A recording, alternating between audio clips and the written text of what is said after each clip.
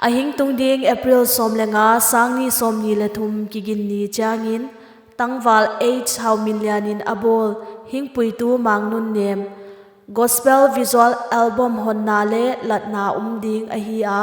tua huna koipo ngai na tu zo sia hingwa pidingin tam media tungtonin chalna kahi bol hi hingpui tu mangnun nem hingkem tu kamang pa o tuni dong nang kem na lamdang e Ebenezer tu ton hingpui kamang pa hi tu pi kasa lamdang kasa na hingpui na kangai suin mangil lo san lo mang pa khun ka vai quan vai tung hing thei sin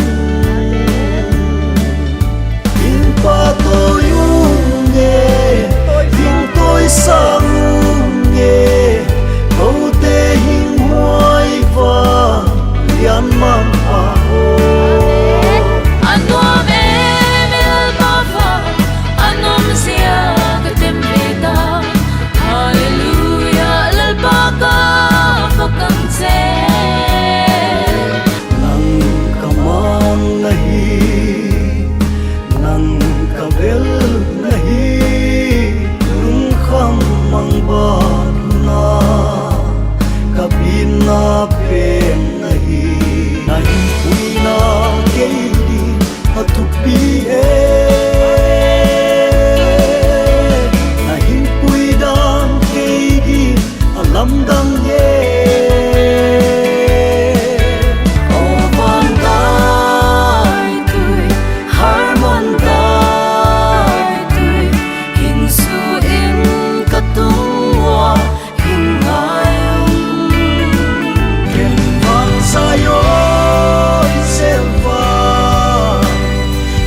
siam tu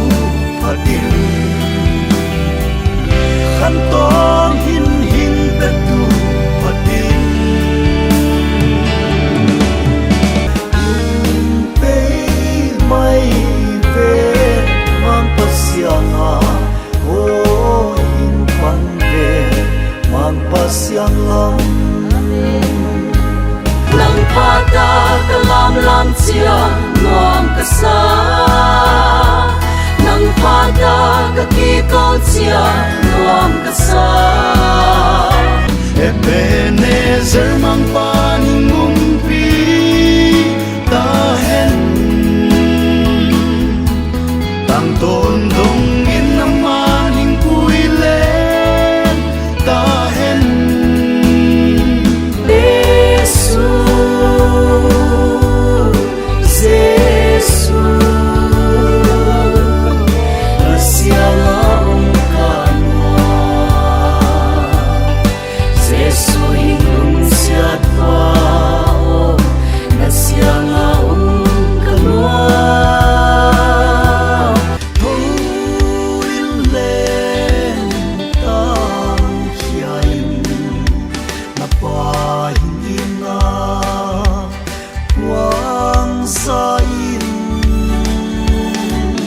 Abraham pasian Isakon pasian Jacob kuanson tetu